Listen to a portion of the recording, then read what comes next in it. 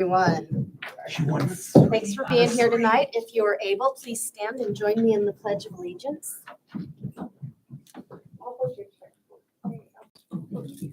I pledge Allegiance to the flag of the United States of America and to the republic for which it stands, one nation, under God, indivisible, with liberty and justice for all. Thank you. And if I may, if we could have just a moment of silence for this somber day of our history, please.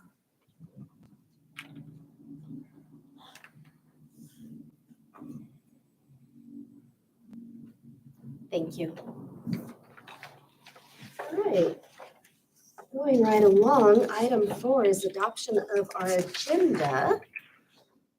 If we could have a motion to adopt tonight's agenda as presented. I'll make a motion to adopt tonight's agenda as presented. And If your name is spelled wrong, is that? That's just, that doesn't have to be redone, right? No. I'm sorry. If your name's spelled wrong on the agenda, the agenda. I'm sorry. I'm not with it today, so. Okay. All right. So any other errors or corrections? Okay, a second, please. I will second. Thank you. All in favor? Aye. Aye. Next is item 5, call to the public. Do we have any cards? I don't. All right. Seeing none, we're just going to keep on moving on. Item number 6, our first item is item number 6A, Superintendent's Report. And Cindy Daniels, do not look like John Schultz. Nope. But here you go. I can do this. All right. So first up, we want to talk a little bit about staffing in the superintendent's report that's in your packet. The first item I'm happy to report is that the employee changed her mind and stayed with us. So the position that we, when this report was generated, that we anticipated having open, is no longer open. It's, a new young teacher and her parents told her to suck it up and that life is hard. And so she decided, okay. So I was like, whoever those parents are, they're my new heroes. And then in your package, you also have enrollment from day 18. And right now, if the numbers hold, we're down about 38 ADM. And if you would note, I wanted to point out on that paper that you have, there's a chart on the top and a chart a little bit like past the center line. And at Heritage, we're down 30 ADM from last year. And really this is attributable to, we lost a large class to the high school and we gained a small incoming class from Del Rio. So that's really when you look at it district-wide, that accounts for almost all of the fluctuation. Cindy, just a quick question. Last spring, we were thinking that the enrollment would hold steady. Any reason why we've actually lost some ADM this fall? So one of the things that's always, since it was a small class, big class going out and a small class coming in order to regain like senior numbers that are leaving or things like that, we would have to see a slight uptick all the rest of around the district. And there are a few factors that I can speak to for why we may not have rebounded from just some of the normal fluctuation. One of probably the biggest reasons statewide are empowerment scholarship accounts. And we did a quick call to the county school office to see how many people from inside our district were registered as homeschoolers, because even though people are supposed to register with the county school office, they don't always register. And around 400 students in Chino Valley and Paulden who are actually registered. That doesn't mean that they're all taking empowerment scholarship accounts, but we do know that it is being encouraged. Our state superintendent of public instruction has television ads that are encouraging people to take the ESA. And so we do know that accounts for some. It's hard to know what those numbers look like because if people move into our community and they're taking an ESA for their child, then we wouldn't ever necessarily know that. In our community, we have a faith-based organization that had only a preschool last year, and they've added through grade 3, I believe, this year. And they have a small enrollment, but most of the students are receiving an empowerment scholarship account to pay for their tuition. So that accounts for a little bit of it. So those are some of the things that we're seeing. And to that end, I know that we had talked about in board meetings in the past, families can up the amount of their empowerment scholarship dollars if their child has an identified disability. And we have been flooded through Child Find with not only young students who we would normally be screening for potential special education services, but also parents of older students are requesting screenings as well. So Mr. Scholl dug into it. We said, hey, we really need you to dig into this and find out, are we compelled to do the screening? If people are doing it, basically, and they're telling us, so they can bump up the amount of their empowerment scholarship account.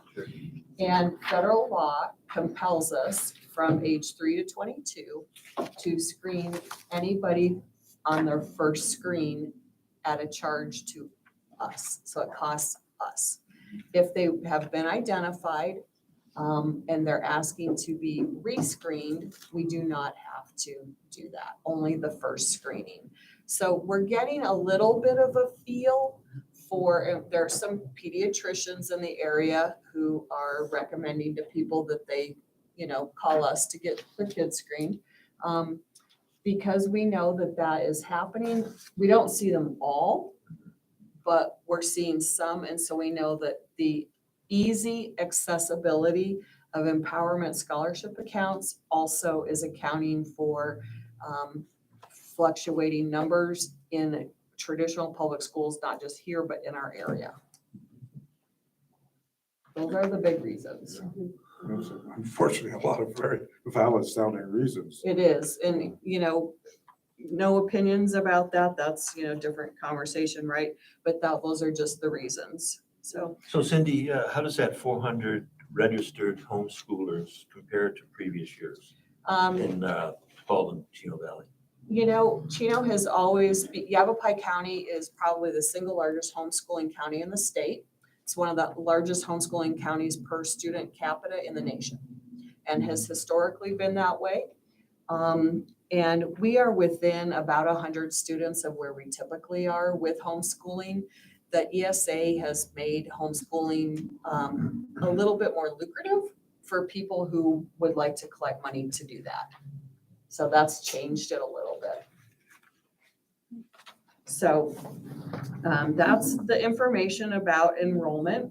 And right now, and then Mr. Livingston will speak later during the board meeting about the construction projects. But right now we have a lot going on. And under construction is the Teachridge, which we are on track right now still for occupancy on October 1. That's our goal. And we're going to have like a little ribbon cutting and tours of we tried to figure out what we should call them. Should we call them like the cottages at Del Rio? Should we call them like the Casitas Day, whatever? So we're trying to think of something. But anyway, so we'll have some kind of a little ribbon cutting and tours there. And Heidi took everybody who had expressed an interest in them. She took them on a tour so they could see and feel the size to see if they had decided that, a fancy walk-in closet might be too small for them or whatever, but nobody weeded themselves out Not yet. from her list. So they all thought it was okie dokie. How many do we have on the waiting list now? We had 10 certified staff and 10 and 10 homes, so it worked out. 10 cottages, Yeah. So I think we'll have them casitas. full on October 1st. then. Yes, That's great. yes. Fantastic. So, and then we have the gas line project, which you may have seen Thursday afternoons. They come roaring into the high school and, rip it up like a bunch of gophers. And then by Monday, it all is patted back down and looks like it's ready for students again with some, yellow tape and barricades. We have the fire reconstruction in the building, the the 8-plex, the fancy tin shed. And the gym lights, I understand, are all up. And did you check to see if there were cages on them? I didn't walk in there today over the lights. No, I forgot to do We that. forgot. We were gonna look to see, just like if the balls, like so a ball doesn't hit them and like knock them askew. So hopefully we'll be able to start practicing volleyball again in there. We have a game going on right now. I know, but I just want to make sure that, because the practicing at Heritage has been around pain. Well, and it is just super crazy anyway too. Plus we've had we've had PE in here. Yeah. Like most days. And I love having kids here, but it's also like if they're playing badminton, it's a very silent sport, but not everything is. Yeah. So, Del Rio, we are in the process of Lake Del Rio removal and paving the parking lot there. And of course, you can see if you've been over at Del Rio or Heritage, the modulars are dropped, the paving's done around them, and the HVAC project is like amazingly underway. So other things that CBHS, HVAC, and gym and DRS's fire alarm panel. The strategic planning meeting, the next one is a week from Thursday here at 3 with the Community Coalition, that core team. Our October board meeting, just a reminder, is out in Paulden at the Community Center on Wednesday the 4th, so not our normal day of the week. It's Wednesday the 4th at 5. And then just a reminder that fall break will be occurring October 9 through 12, and that not all of the buildings have people in them to help with questions or things like that. So, are there any other questions? What time is the core group meeting next Thursday? 3 to 7. Thanks. And I had a parent who has new student in our district, longtime community member, who asked today if they could just come and sit on it and see what it's about. So I had tried accessing our strategic plan line, found out that the link isn't valid because the plan is being revised. So I thought that was pretty neat, so. Anything else for Ms. Daniels?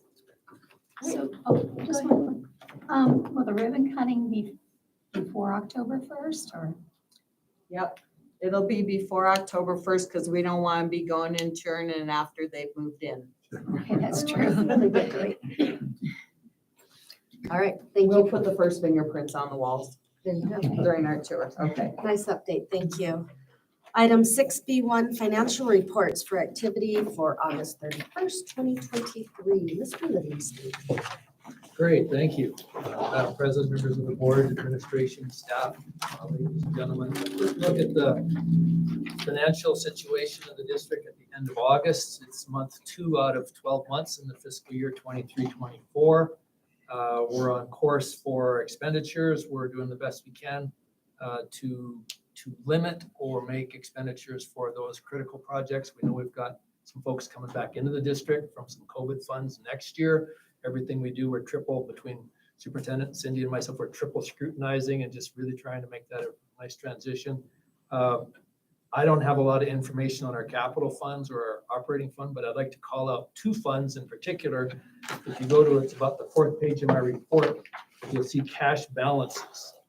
And there's 2 in particular that I'd like to discuss. One's, and I'm not here to put Brandy Cox on the spot. I'm just here to say what a tremendous job she's been doing. She's got this DES grant. In the past 2.5 years, we spent $490,000 on that, bringing extra services to her preschool students. That is competitive in nature, that very few districts have. Is it a 5-star rating for the preschool that we have? It's a 3-star right now. 3-star, but it's still It's really a high. 5 in, We're getting it's a assessed. 5 We're- in my book. We have been a 4-star, but we're getting assessed again right now. We're in Okay. our windows open, so we'll see. So very high ranking from the state. They look at everything from the size and composition of the wood chips on the playground, everything you could think of, and the teacher quality.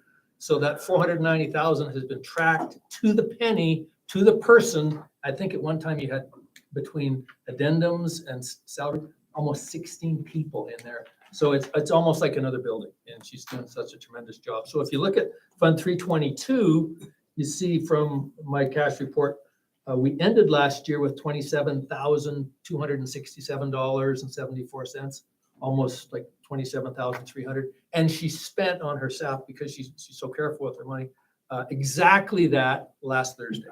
So now there's not one penny left in that account, and like 490,000 to not be a penny off is just tremendous. So thank you, So Brandon. who got the 74 cents?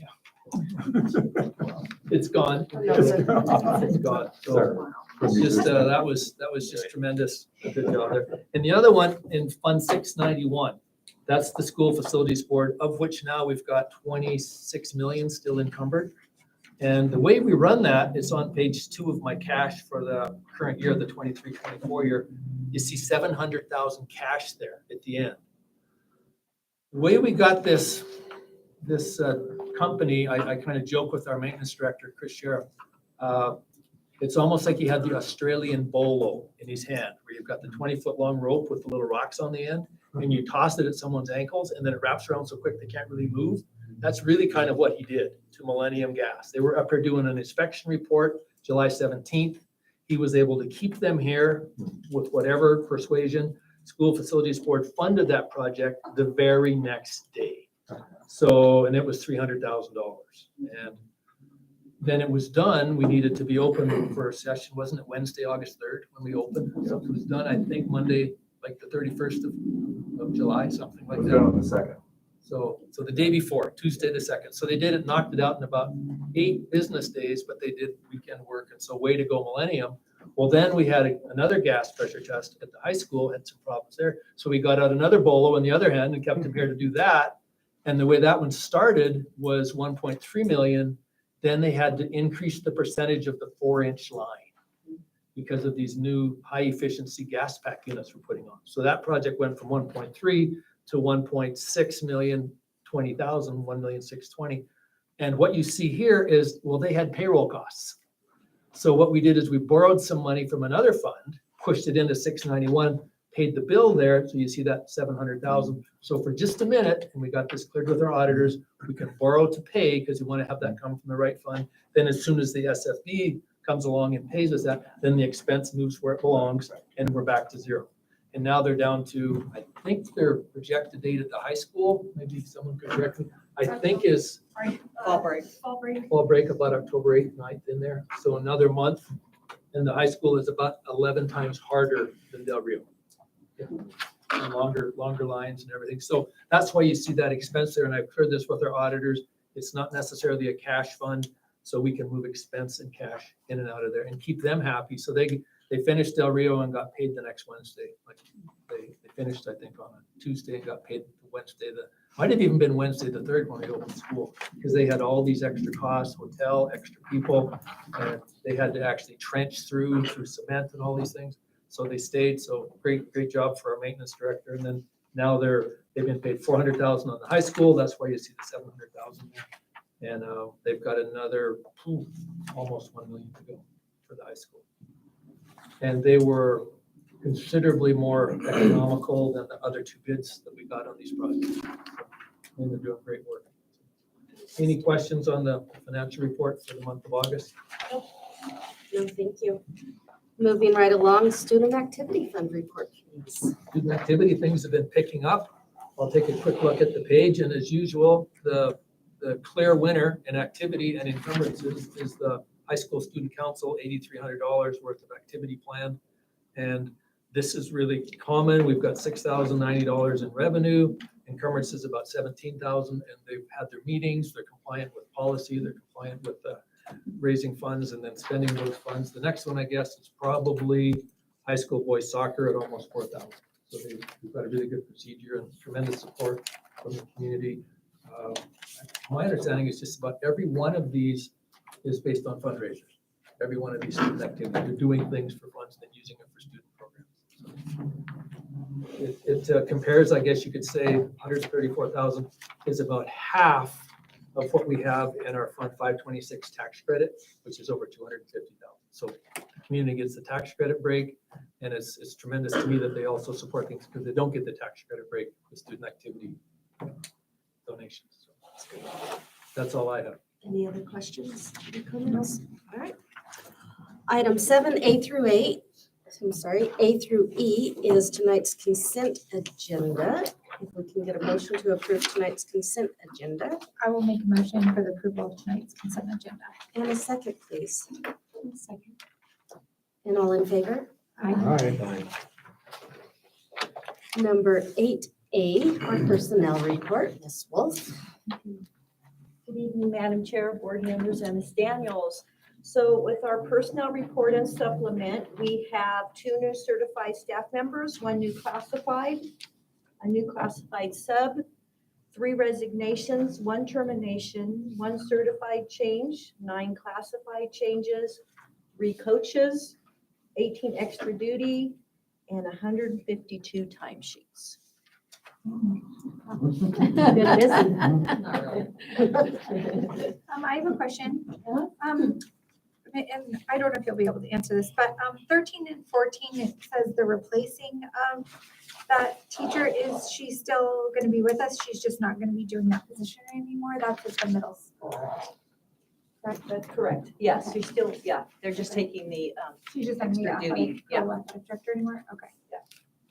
Yeah. And then I have another question. On 15, at the high school, why are we approving an assistant coach right now? For soccer? because they've always had an assistant coach with Well, I the, know, but we've approved all of the coaches already, like prior It was to. probably just missed. yeah, it was just missed, yeah, Okay. sorry about that, yeah. Any other questions or concerns for Ms. Wolf? No. All right, seeing none, if we can have a motion to approve tonight's personnel report and supplement. I will make a motion to approve tonight's. What am I doing? The personnel report with the supplement. A second, please. Second. Thank you, Peter. All in favor? Um, Aye, thank you. Thank you. Item 8B, extra duty stipend for construction project manager, Ms. Daniels. Right. Over the course of the last 6 months, as we have consistently increased projects, and what's our total of SFB projects we're up to right now, just ballpark numbers? 30 million. 30 million in projects. So typically, even with one project, especially like the size of our HVAC, for example, a school district would hire a PM just for the project. And Peter's very familiar with that from his line of work, because it is just so much extra work above and beyond to supervise that. And not only that, because our projects are school facilities boards, you heard a little bit just in the financial report of trying to figure out how to keep paying the bills while waiting on SFB reimbursements, and the phenomenal load of paperwork that goes with this stuff. If you want to talk about death by paperwork, this is definitely one of those situations. So at my request, Mr. Scholl and I met to talk about compensating the employee, because this is really above and beyond and outside the normal contract work for this employee, to compensate this employee for taking on many, many hours every week of extra PM duties. And so we had some conversations about that when we finally had an HR person. We looped her in, and then we asked him to go ahead and find out tell us what all you're doing and find out how much that costs everywhere else. So what we have decided was, after John Scholl and Heidi and I had a chance to meet, we would like to recommend an extra duty stipend for the employee who's overseeing all of these things as PM, because $30 million and then a PM cost of $20,000 is a drop in the bucket compared to what we're getting out of it. So respectfully, we're asking for that one-time stipend. I think that's definitely needed. Yeah. I don't even. John and I question. talked about it, John Scholl and I talked about it the other day, and I wholeheartedly supported it, and I do now. And Great. I'll tell you, if anybody's worked on private and the public sector, the paperwork in public sector projects is 10 times what it is for private sector projects. And so what Cindy is saying is absolutely true. With a huge amount of construction that's going on right now, I'm amazed you've been able to survive this long without having this extra duty Yeah. pay. Well needed. Great.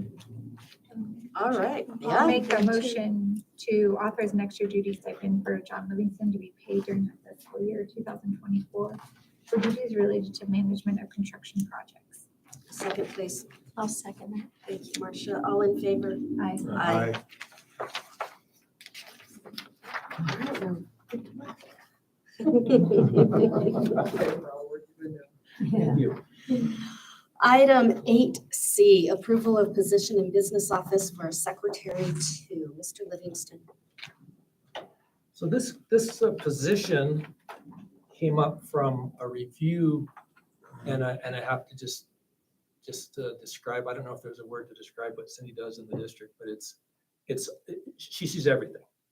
And she saw gaps in our office where there were things that were needing to be done that people were doing. I guess you've just kind of heard about one of them, but it was kind of the first person up or the last person to leave that was doing them. So what I see, and I have to say, I didn't see it quite the same way. I'm one of these that finds a hat and puts it on and goes. But when you get down to it, it comes down to, there's a few of the folks in the office we're talking about that consistently are just going overtime with their hours, consistently going overtime with their duties. And some of these things we're looking at for this position to do would be an assistant to float between positions, would really nicely fit in the, what you mentioned earlier, the overload of paperwork and compliance, because I hate to say it quite this simply, but the truth is Mesa Unified District with 59,000 students and our district with 2,300 students, a lot of the paperwork has the same burden. I hate to say it that way because you think once the report is done, it's done. You think, well, Mesa would have at least 4 times bigger. Well, it's not necessarily the case. The tremendous load of paperwork, I think, would be, I don't think you'd see this person, once this person's in position, telling anyone that there's not much for them to do. I don't think you'd see that. It's just, we have a tremendous, I think, group of dedicated people in our business office that work till the job is done. And I think this would be a great time to bring in someone else to share some of that load. Something important that I wanted to share is we have one payroll clerk. She can't ever get sick, hard to take time off. And payroll is one of the most crucial things that we do in the district, right? Because about 85% of our budget is spent on people. And to not have somebody who is 100% cross-trained in the ability to do payroll is not smart on our part. And so that was one of the things that we had talked about, is we really, really need somebody who is also cross-trained and completely and picks up some of the payroll burden. Do you guys have somebody in mind? No. No, okay. Has it been opened? No, Yeah, we're waiting for okay. board approval.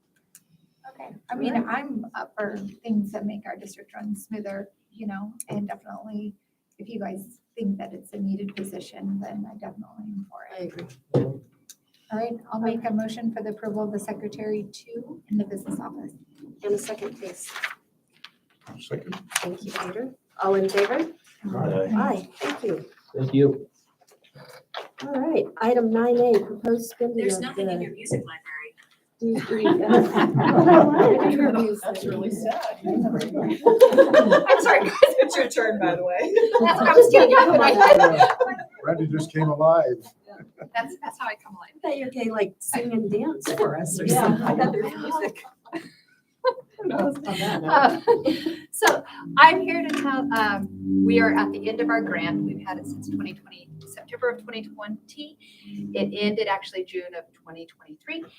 We're just here to ask for approval of closing out the grant and spending it down to the last penny. It was a total of, John kind of did the whole spiel already. It was the DES Child Care Stabilization Grant, which was really to stabilize our preschool, to pay employees, to give them buffers. And so all of it, 90% of it went to pay wages and give bonuses for different things that they were doing in the preschool. It's going away, but we spent it and they got their bonuses. They were all surprised when what are we gonna do with the last bit of it? We're gonna bonus it out and give it to the teachers. So all, not just the teacher, all staff working in preschool. So everybody got a portion of it. So Is there any possibility of a future? not right grant? now. The state said not right now. They're closing it all out. And I think once everything's closed out, they'll see if there's any money left. Because if we didn't spend it down to the penny, we had to send that back or pay it back. so. And you did a great job. I'm good at spending money. My husband says the same thing. Happy that you got to spend all the money. So, asking for approval of spending it and closing it out. Fantastic. As this is an action item, I have a motion to approve. Are there any questions with it or anything? How was Say that. I guess we trust you with the money. And it's all done. Yeah, I'll make a motion for the approval of proposed spending of the DES Child Care Stabilization Grant at Territorial Early Childhood Center to close out the grant. And a second, I'll please. second. Thank you. All in favor? Aye. Aye. Aye. Item 10A, absenteeism and academic impacts. Ms. Daniels. So I'm going to talk about something that I wish we didn't have to talk about. It's actually pretty sad when you think about it. And one of the things I wanted to draw your attention to is in your packet, there is an article from District Administration, which is a national publication.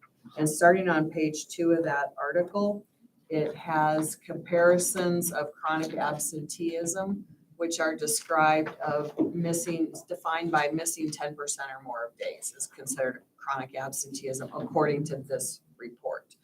And it has rates from the school year that was, in my words, BC, so before COVID, right? And then it has rates in 21, 22, which I would tell you we saw exact trend through 22, 23 school year as well. So that's nothing different. Some of the things, and so this is listed out by state in the article. Arizona had one of the most significant gains nationwide in chronic absenteeism. So not only is it just here with us, it's here with us in Arizona, and it's here with us nationwide. And it's not just affecting students, it's affecting staff. So on the back side of your agenda item is a chart, like a sideways chart. And the sideways chart has the chronic percents. It has the chronic percents by school year and by campus. So one of the things that I would like to point out is, for example, at Territorial last year, and remember this, the article was from 21-22 school year, so like 2 schools years ago. At Tech, that during that 21-22 school year, 57% of the students missed 10% or more days. Last year, 44% missed, so it was moving in the right direction. At Del Rio, 21-22, 44% were chronically absent. Last year, 36%, moving in the right direction. At HMS, 47% to 44%. However, at CBHS, from 2021, that 21-22 school year to the 22-23 school year, we increased from 50% of the students being chronically absent to 62%. Can you define chronically absent? They missed 10% or more of a school year. So in our case, that would be 14 and a half days or more. Yeah, but Cindy, I had a similar question. Does that mean unexcused absences? It's absences of All any absent- kind. of any Because if kind. you're not So in that's class, you're not learning. Okay, so if Yeah. the parents said the kid was sick, makes no difference if they were simply not there, it's in these numbers. Gone is gone. Okay. So if a child's out with having to have surgery or something, Or playing basketball. yeah. But I mean, you're not in class, you're not in class. So, but if you think about that, 62% of the student body was chronically absent. Would it be any surprise that we're not making academic gains? No, but I would also like to point out that I feel like even people that own businesses, that people don't show up to work anymore either. Amen, sister, because that's on the next page. Oh, okay. Oh, well, I'm just saying that I think that this has all happened where people just don't for some reason show up to things that they're supposed They to show don't. up to. And it was interesting because there was sort of that collective grumbling about it across the United States, right? Like nobody shows up for anything anymore. You can't get anybody to do anything. Social organizations or civic clubs and groups, nobody wants to be members anymore. People just all kind of did the big shrug, right? And now they don't want to be involved. Well, we ran the same data, but we didn't run percents. We just ran hard numbers. So you can see where we were. So across the top of the chart, this is teacher only. So teacher quarterly vacancy data from last school year. This is just from last year. So CBHS has 39 teachers, Heritage has 26, Del Rio has 26, and Tech has 30. So we had 121 certified teachers, so it didn't include counselors or anything like that, just classroom teachers. And in here, you can see how many vacancies there were by quarter. And then you can see the total by building throughout the course of the school year. That's almost each teacher taking, I mean, they should take time off, but like a lot of time. Well, I guess most of us would argue that's what we have Fridays for, right? But, people can't help getting sick or, having surgeries or a death in the family or things like that. But we had 1,038 vacancies in the district last year on a 144-day school year. So, but a couple things I want to point out. The campus with the two most vacancies, of course, also have athletics. So teachers are gone and also field trips or things like that, other reasons that somebody may be gone or a professional day or something. But high school has by far the most athletic events, and you can note on there that the quarter with the lowest number of vacancies is the quarter in which we have the fewest sports. So that makes sense, right? And then we also have, vacancies at the middle school. And remember, some of the vacancies aren't whole day, they're partial days, because it doesn't mean that we had 1,038 whole days, but these were vacancies for at least half a day. So some of those are for coaching, but like in third quarter, where there's only wrestling and basketball, so that accounts for a dip. But the dip also it was interesting to me that I think we ought to give the big collective round of applause for Del Rio, where apparently people don't miss much school. But you also can kind of do that campus. If you compare it to the one next to it on your list, they have the same amount of teachers and the vacancy discrepancy is astronomical.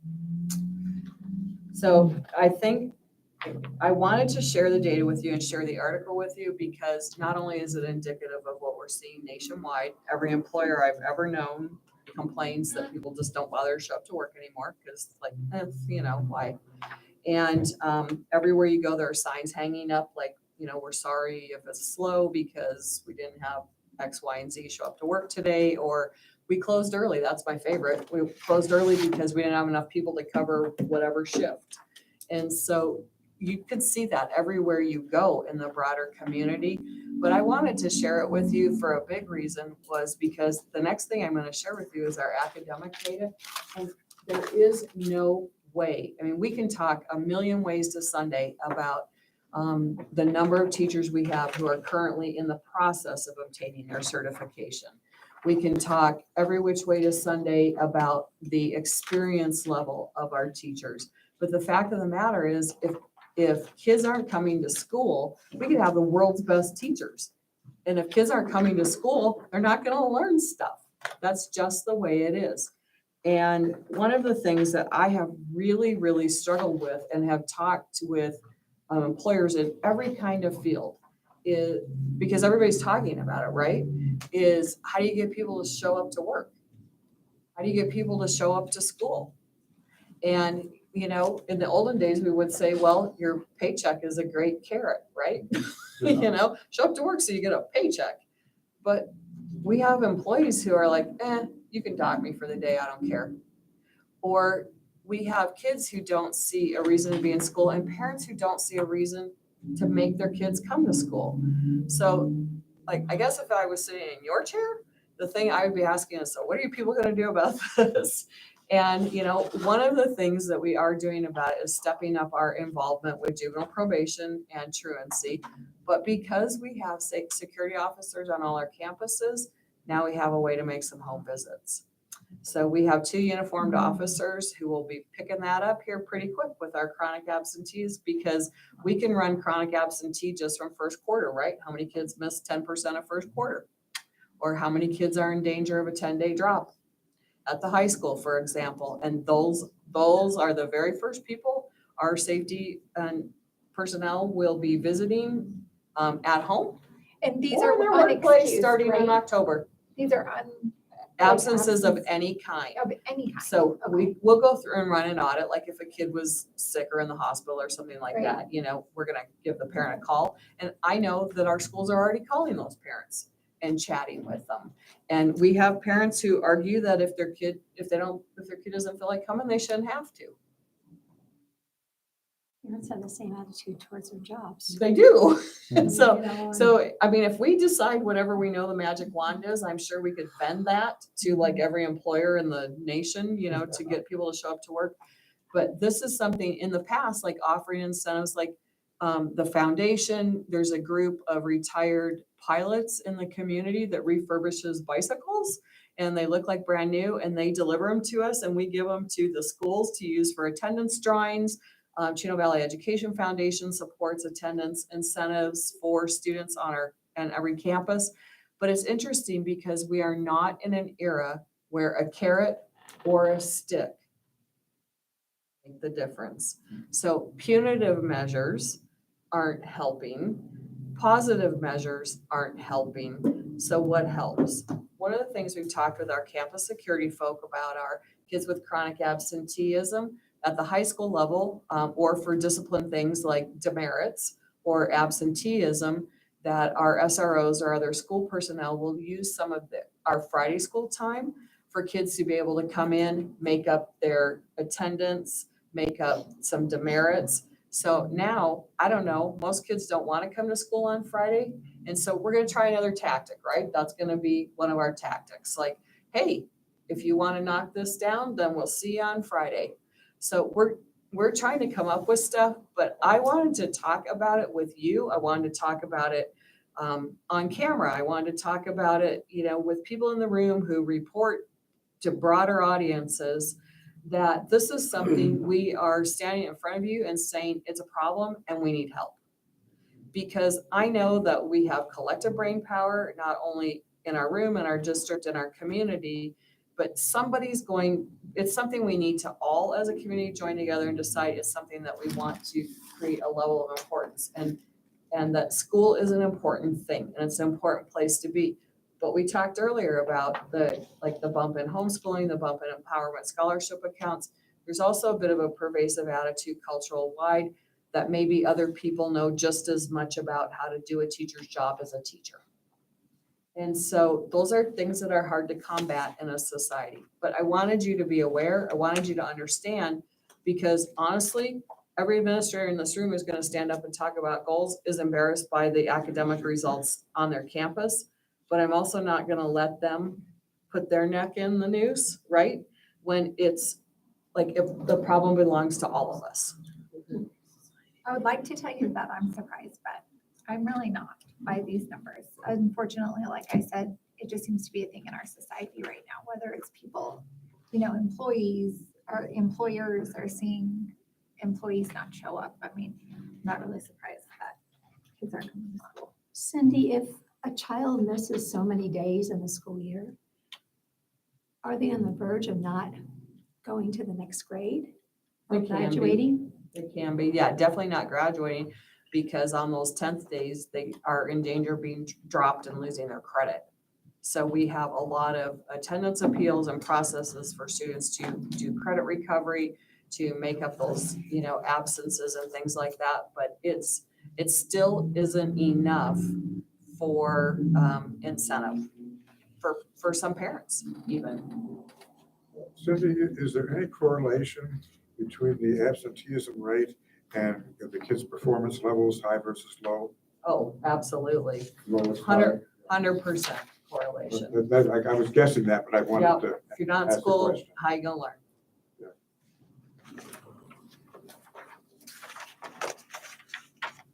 that was information. But certainly we are open to ideas. A few years back, there was a group that came in, and I can't remember if it was the health department, state education. Someone came in and talked about the importance of being in school, reaching out to parents, and do you remember who that was? I don't, but one of the things that, so juvenile probation, we Right, work right. consistently with, but the other thing is too, on Thursday morning, Julie Bryce and I are, there's been something that I've been sitting on for about 10 years that I've really wanted to roll out in the district, and just like timing's everything. Mhm. And there's a national organization called CADCA, and it's really focused on school safety and healthy communities. And so because we have campus security officers at every campus now, it's a better time for us to start pursuing things that require more personnel.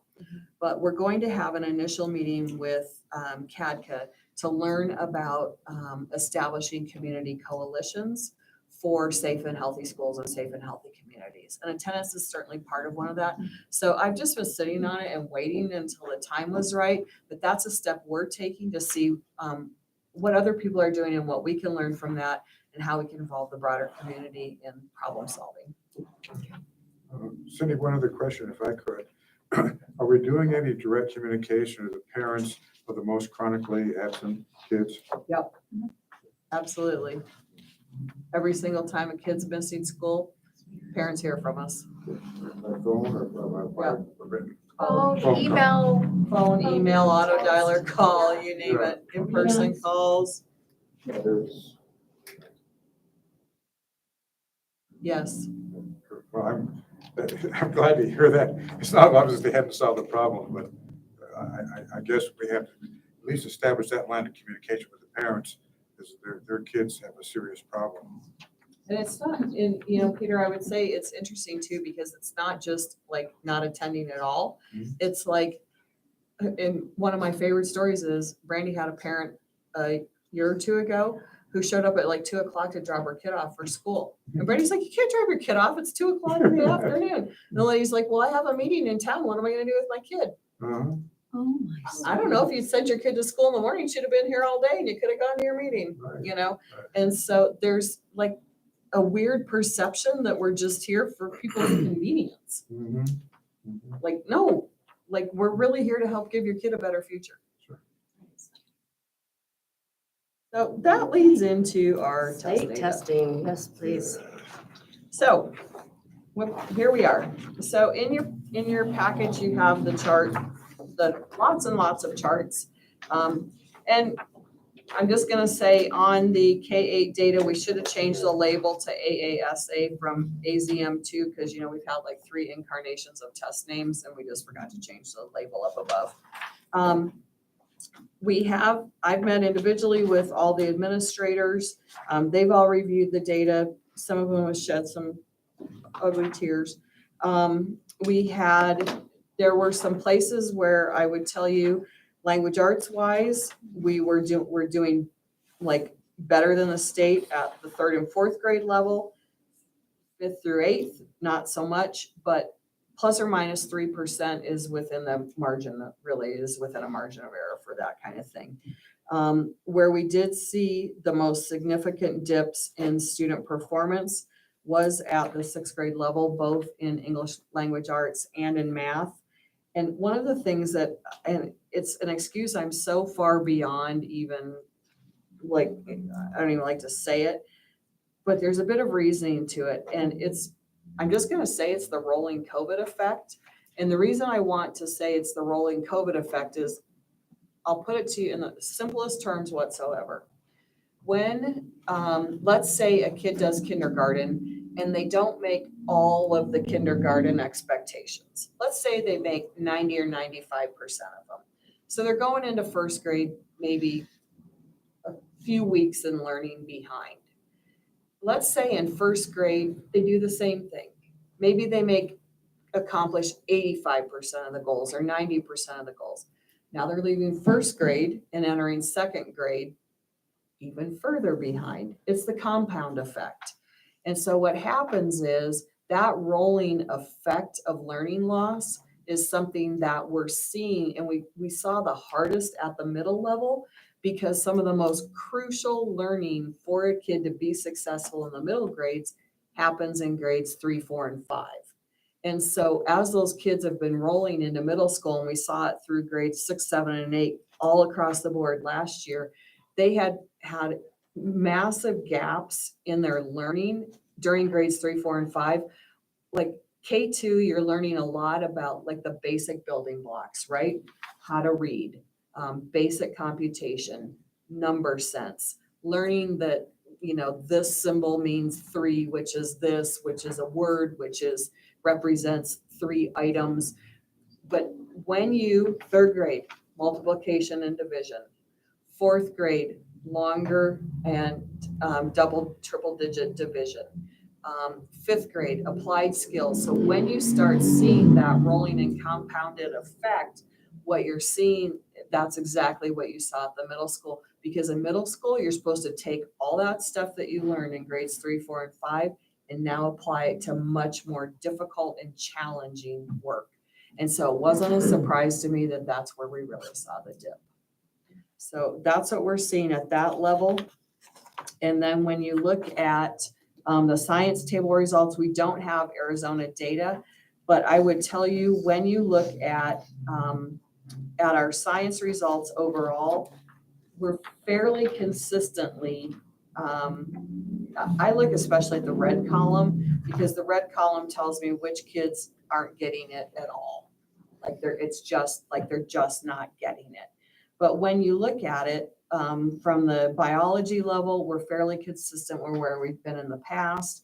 When you look at the 8th grade level, the learning loss is there if you compare 22 and 23 to 18 and 19. And then because it rolled to 5th grade, some of the data isn't as reliable as when it was just a 4th grade test, but we definitely saw that dip.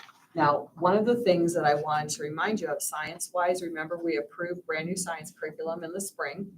All of the curriculum materials were on site, all the kits were on site, and then tonight you approved stipends for 3 people to manage all of our science materials for all the labs at our campuses. And I've received email from teachers who are using the materials, and they're like, we just want to let you know we're using it. The kids are super excited. We cannot believe how much learning explosion and growth, explosion's a bad word to use with science experiments, but like how much growth we're experiencing in science, because the kids and the teachers are excited with the materials that What they have. grades is the new materials for? K8. Oh, all the way K8. Oh, super, great. Yep. And if a child is excited about learning and having fun learning, they're Yeah. going to learn. And so are the teachers. Yeah. Because it's fun too, because they finally feel like they have things to do their job. Hmm. So when we look at the ACT results for spring, I did want to point out to you that we are, as always, we are sitting extremely close to the state's composite averages. So we're sitting very, very close. So when you look at those for that, you really get those ideas and those results. So, and why we did not have 2023 results until after we had prepared the report. So we're still sitting pretty close. So 9th grade is the Aspire test, which is like pre-ACT test. And so this is a state mandated test for 9th grade, and it gives, an ACT is the state test for 11th grade. So it does give us some predictability. But I also wanted to remind you that Horizons is a test that we do at the high school for our benchmark testing, which is based on ACT style questions. So students become comfortable and familiar with the testing format. So we're consistently using that at the high school. So I expect that our test results this year are going to show a bump, just because kids are more familiar even with the format. So all that to say, now it's time for us to hear from the buildings, unless you guys have questions. No. Okie dokie. Do you want to play your phone for us again? Do you want me to go first? Sure. Let's see if I can do that. Otherwise, I don't know how I did this first time. Okay.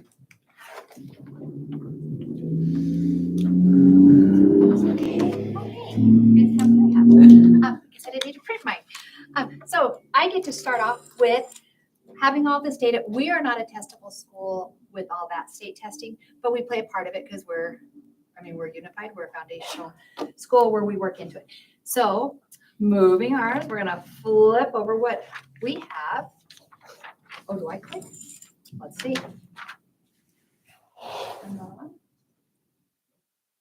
Lawrence can advance it for you. Oh, Lawrence, I thought I got it. Or not. You can make it go Or just away. get rid of it. Well, Try your clicker. There you go. oh, there we go. I don't know if I did it or Lawrence did. So kindergarten, we assess in all 3 areas, and our real focus is ELA and math. But in kindergarten, and you guys have this up there, 85% of our students, this is our end of the year goal. So that's where we're headed. We have our data, and you guys have the data in there, also our scores, and I'll go over that.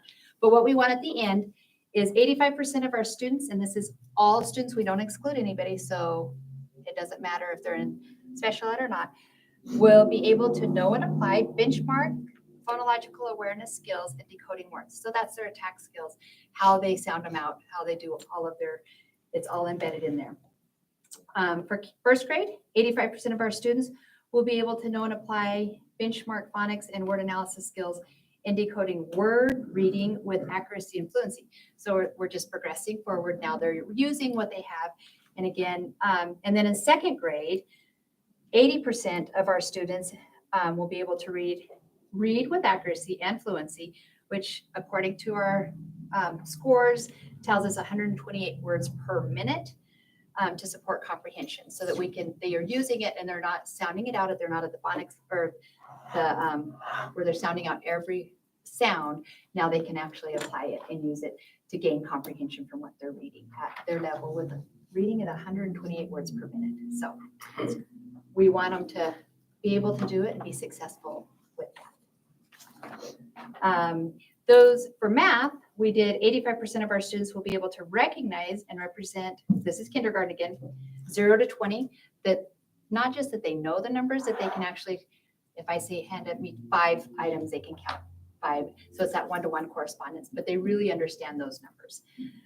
In first grade, we're adding and subtracting within 10 fluently, 50 addition and 50 subtraction math facts. In second grade, 80% can accurately add, subtract 50 addition or subtraction problems within 20. So that's the factor goes up to 20 at that level. So we're doing mad minutes every day. We're really killing and drilling. And we moved that a little bit higher so that we could help support third grade going into third grade, that they will be able to do it fluently and they're not thinking about it anymore. It's just that fluency piece really kicks in. So we have assigned minutes to ours. State standard says that they can do it fluently, but they don't give us a time frame. So we kind of broke it down and have a time frame with that and how to get them where we want them to be successful. Randy, could I ask a quick question? Sure. Second grade reading, does that mean a child can see a book and read what he's seeing by reading out loud? Yes. He The doesn't way have we to test put it the is words out. Together anymore. I mean, he can literally read the words for the page. Absolutely. That's great. Yep. Thank you. At their level, of course, Yeah. at the second grade level. No, second grade. I can't give them, Well, we can do kindergarten if you want. But, no, I just read your second grade.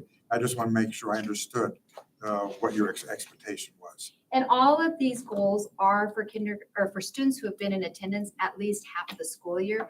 We do get as you know, we get a flux of kids that are constantly a revolving door. If they have left us and come back, we still count those as ours for the most part, I'll be honest. But the kids that come to us in April and May, it's hard to get them where we want them to be at that point. So some of them we can, and they're ready to roll, but some aren't. But I don't hold the teachers accountable for that. We still push through and we invest in them, but they're not in our numbers.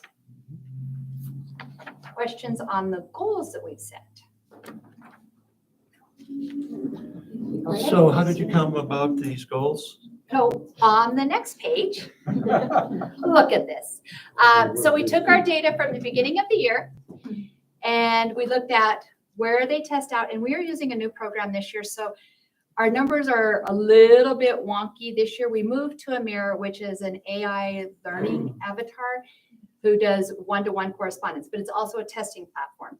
So what we do is the kids read into the computer. They have a screen. When we do our testing, the teacher sits with them. And so it's one-to-one and the teacher is doing it. But they read into the computer. It gathers all the information. They're tested in all 5 areas, or 6 areas actually.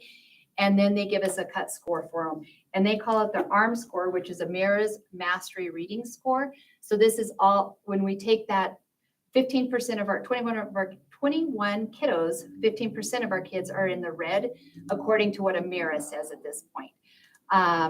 87 are approaching the benchmark, and that's, again, end of the year benchmarks. So our kindergartners are doing pretty well right now. We're pretty excited.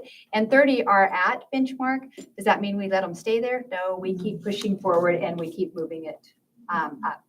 But those are our numbers for kindergarten. So that's where we took that data that we had and built off these actual scores. So we have first grade in there. And then second grade is all in there. And those are our students that we have tested. Now, since we've done the initial testing, these are our beginning of the year testing, we've had kids move in. We've also had kids leave. So the numbers are already a little bit wonky in there, but for the most part, it's pretty true. Usually we see a little bit higher at benchmark, but our cut scores are much higher in Amira than what we were using in the original platform. So that's okay. We're taking the challenge. We're ready for it. And then, any questions on those before I flip to the math? The math is scary. Math is scary, but this is banked off of, we put time factors in there. So when I throw that time in there, everything goes up. This is end of the year where I want them to be. So I'm okay with the red right now because we're going to push them forward.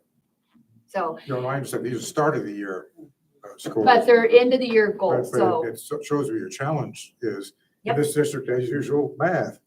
and that's, our kids are able to do the adding and subtracting, putting that time factor. So it's that fluency piece that they're just rapid fire, or they can get them out. It's a challenge and they're little and they're not ready for it yet. And we know that, but by the end of the year, our goal is to have them there. So. Questions on that? All right. So what are we going to do? All of our decisions are targeted off of data. We have focused our math, and we have enhanced focus on our math instruction, knowing that we want to really work on that. We've done our Amira benchmark assessments. We progress monitor every 2 weeks on our targeted skills. So we're collecting data all the time. We have ESGI assessments, which is a kindergarten platform that we use. It's an educational software platform to collect data on that.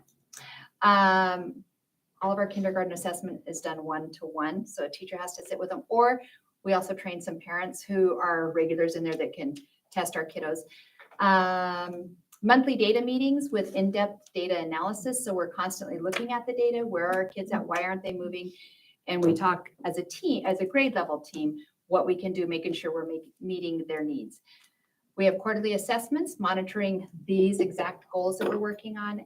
And then we have weekly and bi-weekly grade level meetings that we can talk about and discuss concerns or worries or successes. We also get to celebrate a lot of successes in those. So professional development, instructional coach meets regularly with teachers. We have Wonders and WonderWorks reading for ELA.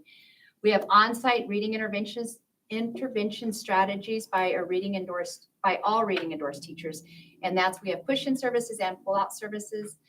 We have a daily co-teaching with our SPED teacher. That's something new this year. We're actually doing more push-in services into the classroom, which has been huge this year.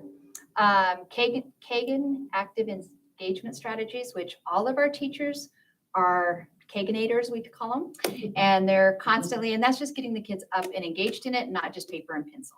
So they're actually utilizing it and moving around and not just sitting there. We have our curriculum pacing guide with targeted skills. We call them, each grade level has their grade level Bible that is very targeted to what they need to, what the goals are, what assessments we're giving, where they need to be. It's a pacing guide with a scope and sequence. And we have daily phonological drills in all classrooms. We use Heggerty, which is a phonological based program that is an enhancement to our curriculum, that every teacher does the same thing, and it's a constant kill and drill with them. So that is some of the stuff that we're using in the classrooms. And then we have our school-wide interventions, which core instruction with active engagement. School-wide, we do daily instruction with our SPED co-teachers, daily Title I push in and pull out. And what I mean by push in is we go into the classroom, a staff member goes into the classroom, and then we pull out to do more targeted intervention where they come and just meet in the Title I room. We have a dyslexic interventionist. We have daily EL services this year provided by a certified teacher, which is super exciting. Daily cub time intervention, that is our focus on our target skills that we do every day for 45 minutes. Everybody breaks down and does something. We have our mirror reading, character education with the certified counselor, our monthly positive action focus and assemblies. And we are starting Friday school and after school tutoring. And we also have, that's cut off, our parent engagement. We have 2 big parent engagement nights, which is our ABC Bonanza and our Games Galore, where we work with parents. The kids come in and play games, and we provide parents with things to work on at home with the kiddos that are games, fun learning. So lots of fun ELA stuff. Questions you have for me and Territorial? Questions, comments? Jumped Randy, in I already. Randy, I think you're doing an awesome job trying to raise the kids' math and reading skills from the very beginning, because there are children that really struggle with this, and just taking the time to work one-on-one with them is. Thank you. We have an amazing staff that is dedicated to our kiddos. So I'm very blessed to get to work with the staff I get to work with that is dedicated for these little ones that are with us. So. All right, thank you. So I have a question. Oh, there we go. Yeah. no. So just to start, maybe instead of killing and drilling, you start with drilling first. Right. We have fun with it. Okay. Drill then. We don't drill, we don't kill any of them. Uh, Some of them might think it's a dreaded thing, but we have fun with it. It's a game. Seriously, these interventions, do those change from year to year, do you think? Have they been? Is this a We've kind of a added, program? Go ahead. we've added to, so our daily push-in with the co-ed teacher, we've never had a SPED co-ed teacher who actually go in and goes into the classroom and co-teaches with the gen ed teacher. And so some of those kids they're not getting pulled out of any core curriculum. The teacher actually goes in, she's another teacher in the room, and the kids filter through her, which actually gives the kids, all of the kids, even if they're not identified special ed, they get extra time with another interventionist in the room. So that's been fun. The EL teacher, we've had a para doing that previously. This year we have a certified teacher doing that. The Amira Reading is brand new with us. Mm. So those are some of the new ones that we've had. And our dyslexic interventionist, she is fully certified in PD. Huh? Your And we have all of our staff is, not all, we have 10 staff members getting letters trained right now, which is another foundational, premier. learning for mainly ELA. But one of our instructional coach actually is getting certified so she can be an in-house letters facilitator and train all staff. And we don't have to send people out for training. So that is another one that's happening right now. So we keep the ones that are working and we massage and move on with the others. Thank you. We appreciate it. Did that answer it, Greg? Yeah, so do you have any opinion as to why we seem to have district-wide more issues with improficiency in math?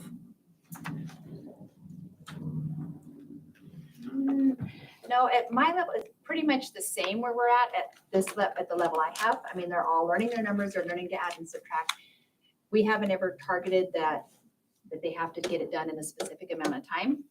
So that's the new thing for us is, will that help out our scores if it's a little bit more fluent? They're not having to think about it anymore.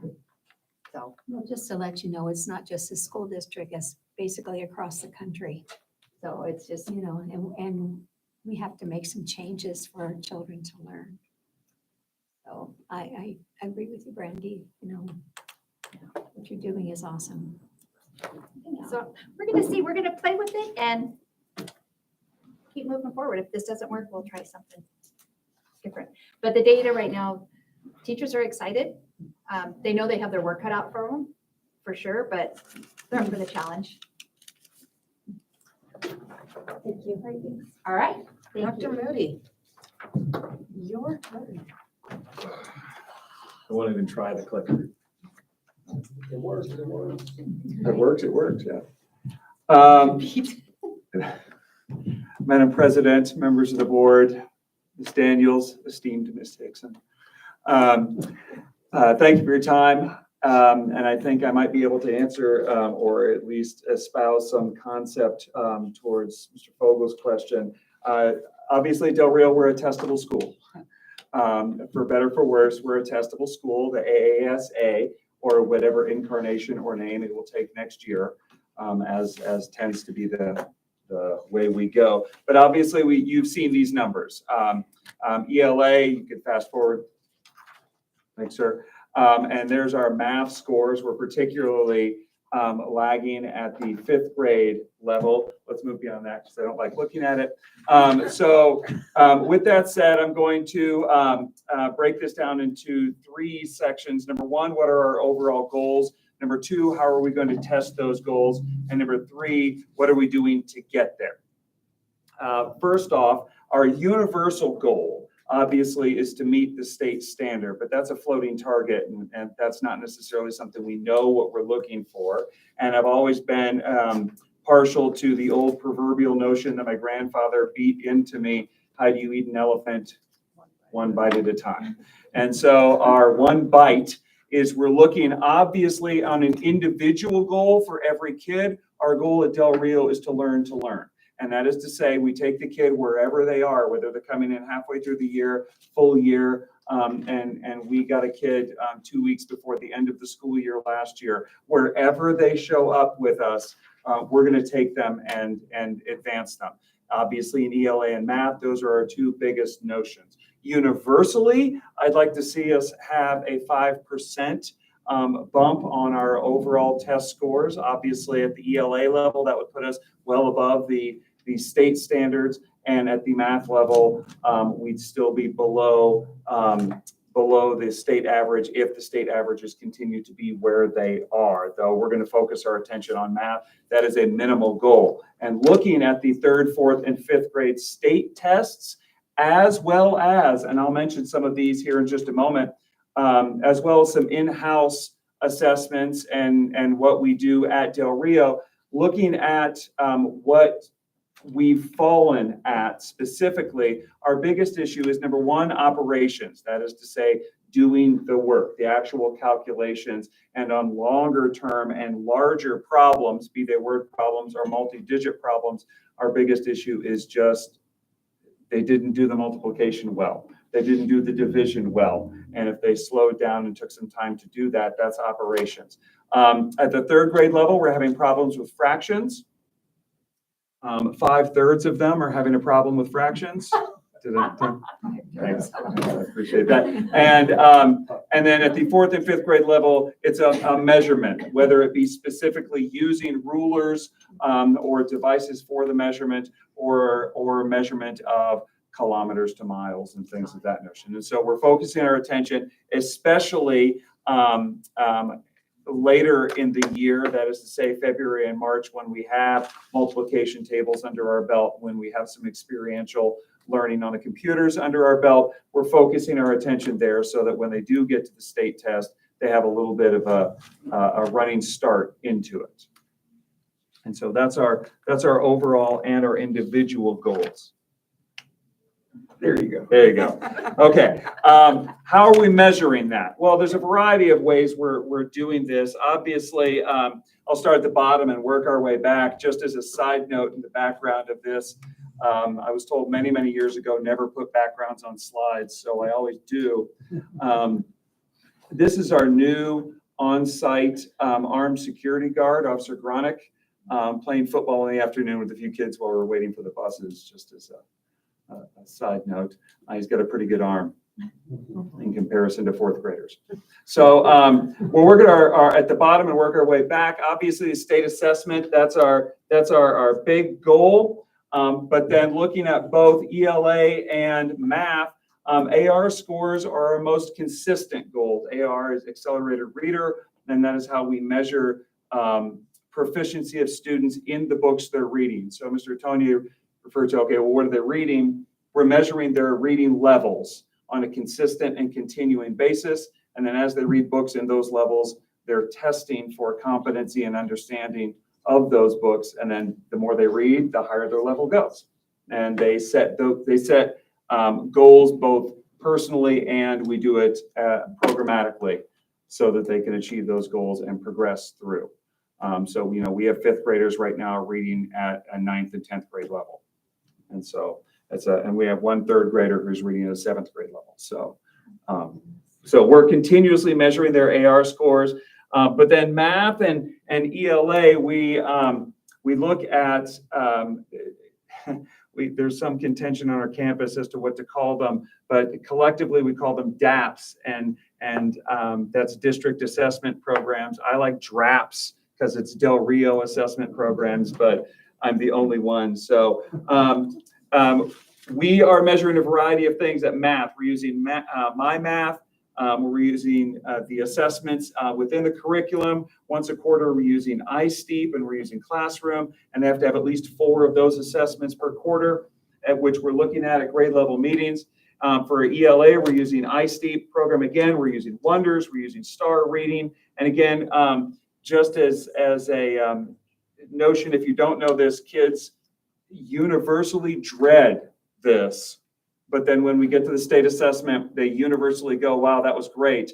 Every quarter, we have a day-long writing assessment where they spend the entire day mapping out the topic, the concept, doing the reading, writing a rough draft, and typing out their answer so that when they get to the state assessment, that's what they're supposed to do.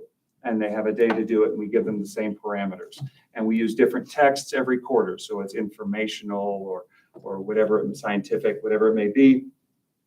And so I say all that to say this: we're not basing it just on state assessments, though that's what the public sees, obviously, but that's not all we're using. Collectively, as teachers, we're meeting as a 3rd grade level, a 4th grade level, a 5th grade level. What's working, what's not working? Oh, look at the striving that they're doing here. Let's add this in. Let's progress faster. Let's progress slower so that we can still meet the goals. And obviously, curriculum maps are part of that.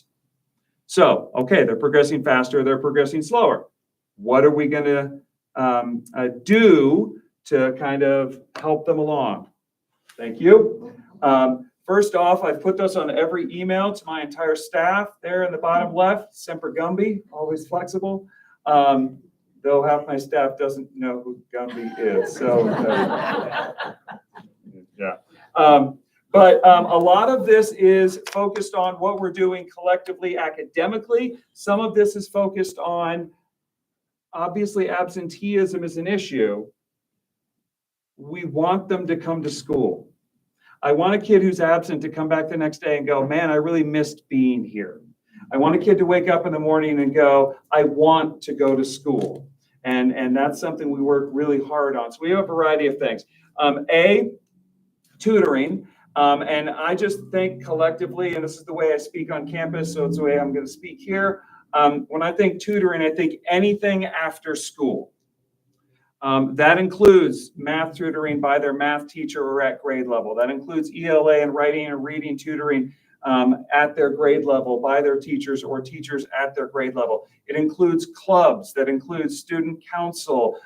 We're going to be starting we have a gardening club that's literally meeting right this very second.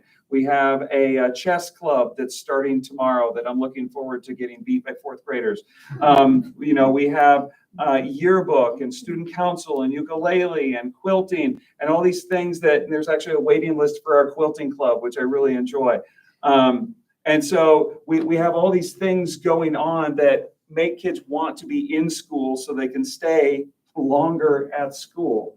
As Brady mentioned, we have Friday school. It's actually starting this Friday. We have 60 of our kids who are going to be in that. And if we need to expand it, we need to expand it. We have Friday school starting this Friday. We're using computers universally and ubiquitously in classes for any number of things. A, getting into the curriculum, and B, obviously practicing those skills in computer class and in regular class that they're going to need to be doing at AASA testing time. And there's been a variety of studies that have come out from any number of different places. I just jotted down two here from the World Bank and then from Brown University are the two most recent ones that show you can be well proficient at grade level, and this is a study across the United States. You can be well proficient at grade level for math and or science. Some states test that more universally than we do, and fail the test because you have no idea how to approach it on the computer, because you didn't know how to scroll, because you didn't know to click. And so we're teaching those skills specifically. Obviously, we're focusing on operational computation in mathematics, which is something that we're doing.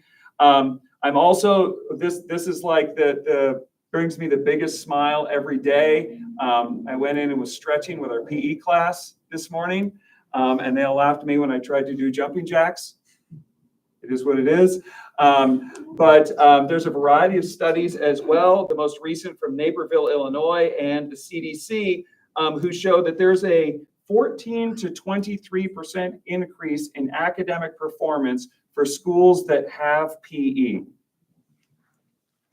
And I wish we had it every day, but we've reinstituted PE. Kids are loving it. They want to come to school for PE. We're having a variety of contests between classes for their, not necessarily they're running the fastest, but that they're participating the most. So we're hoping, obviously, and we'll never, I think, be able to fully say our test scores rising is because of PE, but I certainly think it's going to be part of it.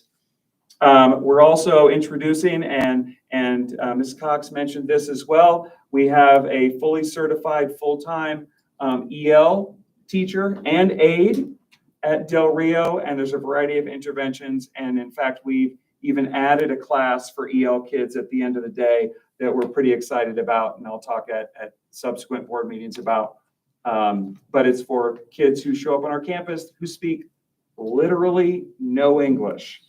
And at the end of the day, we're having just a conversational day to kind of teach them to be social and be part of the community. And maybe they won't pass the AASA, but they'll be progressing and learning to learn and be part of our community. And kids come out of that class giggling every day. It's on my way to the buses in the afternoon, and it's actually kind of a cool thing to see them come out excited.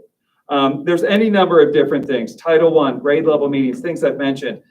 We celebrate every month with popsicles those kids that have met math and AR goals. We're having teachers co-teach, and we have any number of things. I'd like to point out that this is all occurring on our campus in the midst of our front office being closed because our parking lot renovation, the HVAC, the fire watch, the fire panels. I just wrote down a few of them. Weatherizing, the gas lines, though, that actually got done with one day. It's a pretty big deal.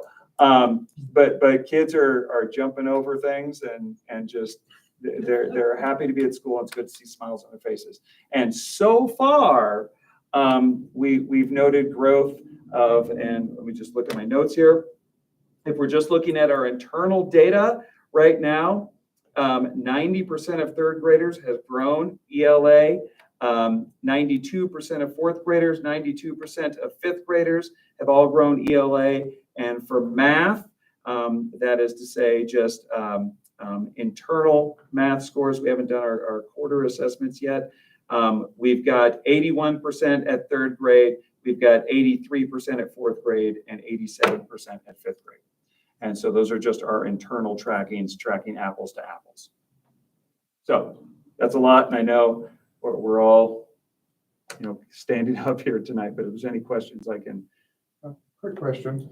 The Go ahead. Friday school, is that voluntary or the teacher will tell the kid you are coming to Friday school? Right. So Friday school is for students who are kind of on the bubble and need just a little bit of assistance to kind of make it to that next level. They're invited by teachers to be part of it. And then it's voluntary as to whether and we provide transportation, we provide breakfast, we provide lunch. It's from 8 to 12.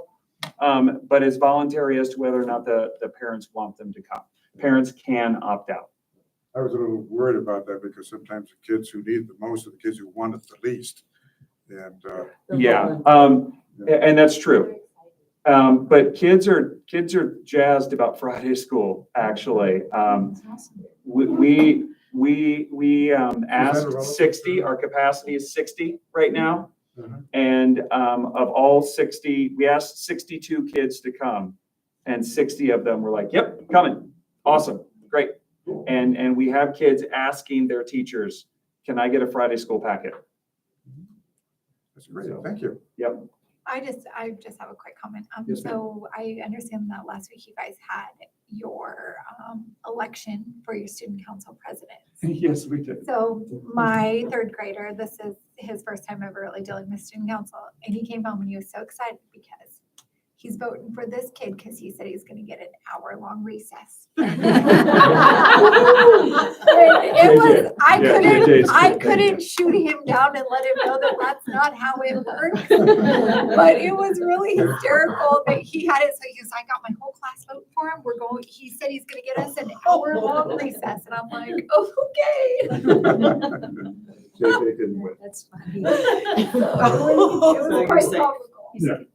Yes, yeah. already. Yeah. Yeah, he didn't win. That's funny. There was a lot of tears on Thursday when we announced the kids who didn't win. It's actually Anything else for Dr. Mooney? Yes, so my question is going to be the same for every building leader that's here, and that is, what's your theory around why we seem to have a persistent problem with proficiency in math learning? And if I heard what you said, I think you answered it, gave me a few ideas that you've already pondered. One of them is that PE is going to make a difference. One of them is that they'll become more familiar with the actual tool at assessment time. I think those are great. And the other one was lots of students who essentially don't know any English. And several, so they're not English speakers at this point in time. So if we attack, those things and one bite at a time. One bite at a time and one building at a time, this might help. Yeah, absolutely. Anything And else? I think another large part of it, Ms. Daniels spoke to it earlier, is kids being in school. It's hard for us to test, and I don't have the numbers literally right here in front of me, but in the 30% for Del Rio, it's hard to test them on things that they're not there to learn. And that's kind of a difficult pill to swallow. So we're doing everything we can to get them there. So, Okay, yeah, great, thanks. thank you. Anything else? Thank you. Thank you. All right, Miss McGill, here at HMS. I am Kayla McGill, the principal at Heritage Middle School. I would like to say my daughter came home from garden club with a plant this big and a huge smile on her face. So I think happening. Ditto. And can I sit down? No. Okay, so we'll try the remote. Promise it works. Okay. I just don't trust it, man. So I'm at the middle school, which had atrocious numbers, which, as you guys know, you just hired me. That was, I don't want to say tears, but a little bit of a, oh, okay. So the goals that we have, so the Galileo benchmark testing, that's how we test them out. The goal is going to be 80% for each grade level for 6th, 7th, and 8th grade, that they will be proficient or higher. As you guys can see on the picture right there in the green, this is our pre-test scores. So similar to what Brandy did, these pre-tests, we can see the opportunity for growth. Specifically put. Yeah. And the remote does work, thank you.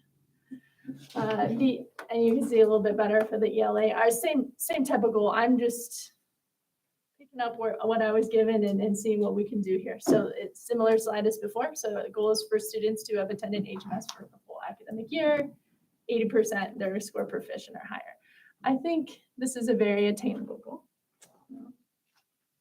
So my presentation's a little shorter than Dr. Moody. So how do we know where to focus? Essential standards have been identified and goals have been developed by each content team based on the beginning of the year benchmarks. And these benchmarks were the Galileo benchmarks, a professional development that I did hold.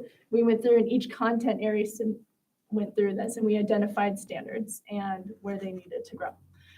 How will we know students learn the material? The utilization of the assessments from the curriculum pertaining to those essential standards, weekly formative assessments, to place in student and biweekly reteach extension class. So we call that, if any of you have children, it's called the CAT class. It's amazing that the teachers do. It's like a logistical nightmare, but every 2 weeks they go in and moving things around, and the students, if they're weak in that area, they're put in a specific remediation type of class. And then they're taught maybe that standard that they dip down in over those 2 weeks. So we're catching them faster. It's not the end of the quarter, oh no, what do we do? It's catching them every 2 weeks, which is really great. The kids who are achieving already, they have, I want to say, extension classes that are a little bit more fun, but they still have the undertone of ELA and math. Summative assessments are done 3 times per year in August, November, and March. We do the STAR reading, school-wide quarterly writing assessments, Galileo benchmarks. I implemented this digital individual student data trackers to assess progress toward mastery. So we'll be rolling out the digital version, we'll be rolling out Q2. Last year, from what I saw, the problem was papers were lost, middle schoolers forget things, blah, blah, blah. So we were waiting that. Why are we waiting till second quarter? Just because there's a little bit of a computers are coming. I'll just sit with that. Attend school on a regular basis in partnership with juvenile probation. They touched on that. So I've already met with them. We've already started this process. We're reaching out. They are driving to kids' home and picking them up and bringing them if that's something that needs to be done. And of course, there's this state assessment in the spring. Any questions on this slide? How I plan to achieve this goal?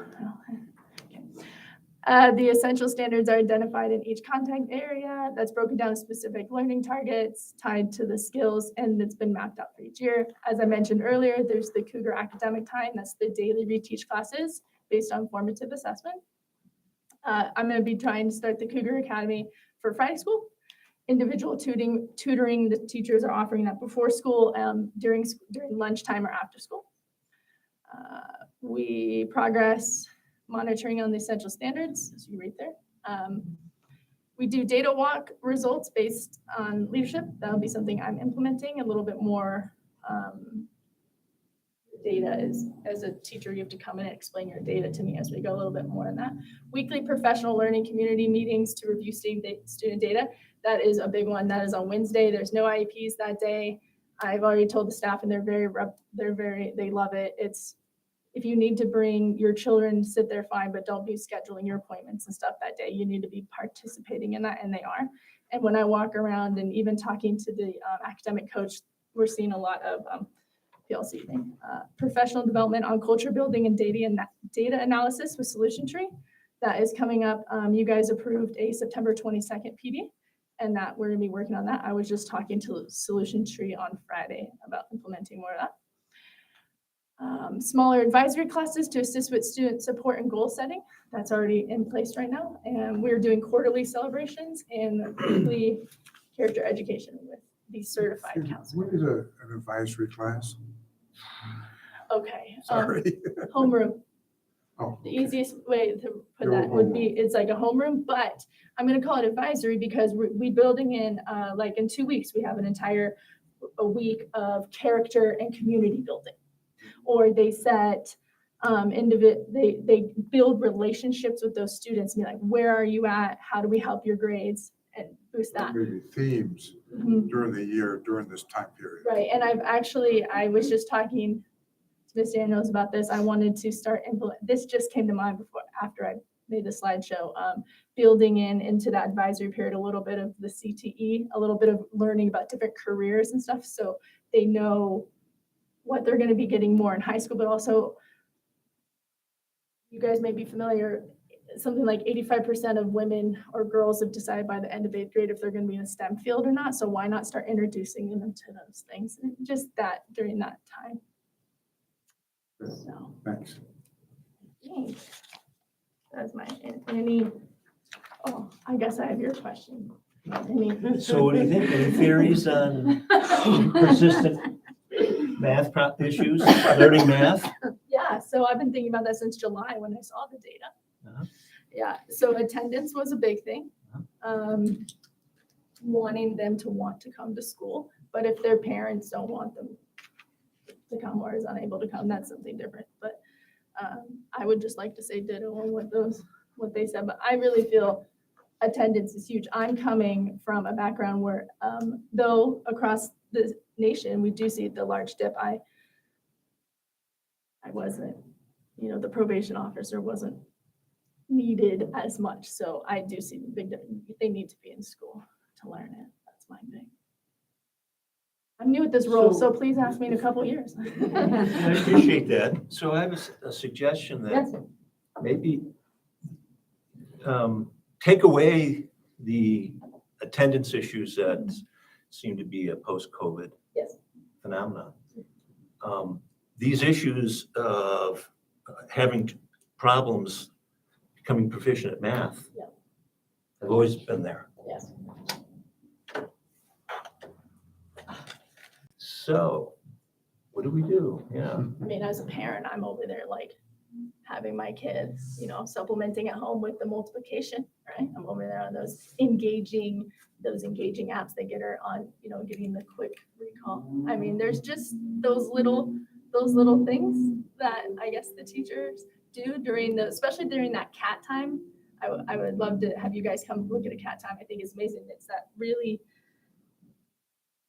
intense, and they're smaller classes and that intense time that they can put for that. But getting them to want to come to school, wanting them to be excited to be there, participate in the sports, trying to build the clubs up a little bit, but anything else? Thank you, we appreciate it. All right, thank you. All right, Ms. Crawford, let's hear from the high school. Hello, save the best for last. Right. Madam President, members of the board, distinguished members, thank you. So a lot of this kind of been similar to Caitlin, is that I came in and had talked to Heidi a lot and my team to figure out, okay, where are we at? Where do we want to be and how do we get there? I kind of want to start with your question first, but I'll wait to the very end, Mr. Vogel. We do use a system, it's called Horizons. It tests it tests 9, 10, and 11th graders only on ACT-based questions. So in math, English, science, and reading. And so when we go over some of those results, you'll see like big picture by grade level. Then I had my departments look at, Horizon did a great thing this year where we could drill it down to the class. So we worked with our IT team and we were able to upload kids by class so that we could start looking at data at the classroom level. Before it was only at grade level. Now we can actually do targeted interventions within the class because teachers know exactly what their kids scored. And it's not just this big flyover data set that they're looking at. So the purpose of it is to help kids prepare. So at the high school level, ACT scores are kind of the benchmark of proficiency in those areas. And so kids take that test officially their junior year. And they have to take the ACT. Whether they pass it or not is not the issue, but it's a requirement for graduation. A lot of schools right now don't use ACT scores. A lot of colleges have moved away from it, but it's still at least a way for us to assess the 4 core areas. So we're still going to continue testing in that, in those areas. So I went backwards because 11th graders, this is where we're at right now. These kids, their average score right now as a grade level is a 13. We haven't really deviated over the last few years from a 13 in all grade levels. 10th grade, it's a 12, 9th grade's a 13. Now these numbers are a little bit skewed because of the way that the test is designed. So you'll see even in 9th grade, there's assessment number 2. So one grade or one class accidentally took assessment number 2 and they didn't take out the data for that. And then we accidentally had some kids take different tests. Like a 9th grader took the junior level one and passed really well. So I was like, oh, great. You're going to do really well. But we had it was the way it's just a test design flaw. And so that's a variable that I think we can easily get rid of with the PD session. Can I ask a question about these charts? This make sure I'm understanding them. So this is 13 out of a possible 36. Yes, sir. 12 out of, so it's only, roughly a third of the desired level Yes. for the perfect score. Yes, and Ms. Daniels had mentioned earlier what our normal cut score over like the 5-year data trend. I didn't want to put everything in there, otherwise I would take up, I already told these guys I'm going to take up way more time. But the 5-year data trend is, we have around like 16.1, 16.9 composite score for juniors. We did get our data in. I don't know what it compares to the state. I haven't gotten that, but our average cut score for the high school last year was 17.1. The year before that, I think it was 16.7 or 16.9. So we did have a bit of a gain. Now, ACT says, even though that's around the state average, ACT says that you have to have a 19 to be minimum. That's the bottom end of proficiency. So we're not quite there, but a reasonable goal, I think, is for us to at least make a 1-point composite gain in each grade level. I think that is very possible from now. The year or the quarter? The year. So we'll do, we have another test in November and then we have another test in February, but the ACT test happens in March. I don't know what the official date is, but it's usually March. Could be April. We're doing it online, so I think it might be April. Okay, so to break it down a little bit more, here's pre-ACT, so 9th grade. You'll see on the left side, those are our areas identified as strengths, which is a little bit ironic because this is why I say there's a test, it's a system flaw. It's not a irregularity on our part, but they're like where it says word and real world problems. That's just cruel. That's that's a tongue twister. But that also came up as like a lowest scored area. So I couldn't, as we were starting to drill it down per student and what the actual results were, we did my department chairs looked at all of the data within their departments. I had my teachers create their own improvement goals for this year, because what I really want is for them to own the data, and then I want them to be able to go back into their classroom and do targeted interventions. And so they need to get familiar with what the data means and what it looks like. So right now in grade 9, if you look at the graph, the benchmark, this is where ACT Horizons program says this is where we should be right now. They think, okay, if we get to a 13, we're on track. Okay, so we're good there for English. In math, there's a 4-point differentiation, reading 3, and science, there's a 7-point differentiation. So science for us right now is a deficient area all across the board. You'll see that as we go across grade levels. For grade 10, if you're looking at the strengths areas, interpretation of data and locating information, again, later in the data we were looking, it actually said that was a low area as well. So in order for us to really determine what a low area was, we had to go to the results and look at every category. And they break it down sometimes into 4 or 5. So we had all departments kind of look at that and say, okay, we'll pick what's the most deficient area and how can we attack it. If you look at the bottom, so just to summarize, our sophomores in English actually scored 1-point composite above the benchmark. So we're trending in the right direction. I know, right? In math, we drop where there's a 4-point deviation. Now it's a 6-point in math. In reading, there's a 3-point deviation. And then in science, we're hovering that 6 to 7-point deviation. For For juniors, no, these are our kids this year who are going to actually take the pre-ACT. This is the second year that the high school has had Horizon, which is nice because just the formatting of the test, just to give you a snapshot, there was, I was looking at the reading or English test, and it gives you a paragraph, and they just have these little bubbles underneath certain words. And then over on the right-hand side, there was there wasn't even a corresponding number. You just had to know. There were no directions. You just had to know for number 31. You had to know, okay, 31, there's no directions. Where do I find 31 over here? And then you had to figure out what was the problem without any direction. And it ended up being a grammatical thing. Instead of a comma, it was supposed to be a semicolon. So it's stuff like that that trips kids up, and they might otherwise, if they had clear direction, they might have gotten it correct or a better percentage. But that's not the case. We're not the test creators. But we are trying to expose kids to these tests so that they're more familiar with it by the time that they're a junior. All right, we're going to keep going. English department said, okay, based off of the results, we want to improve production of writing with an emphasis on main focus. So we're talking about a thesis, as well as thorough reading comprehension skills. So a writing goal and a reading goal. So reading comprehension is close reads. Are we able to extract information? Are we actually comprehending what we are reading?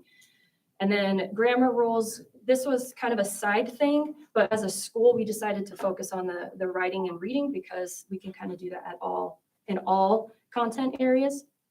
English is specifically going to focus on grammar rules, semicolons, colons, and parallelism. For math, focus on algebraic skills. The large majority of the ACT test tests algebraic skills. Second to that is geometry. So for us, we said, okay, specifically the skills, slope and polynomials, we saw that that was an area where kids were really deficient, the overall algebraic skills. So even in geometry, they're going to make a better link. So what you do is algebra, and then you use it in a spatial content in geometry. So you have a cube, and it's n plus 3, and then over on the side might be 6.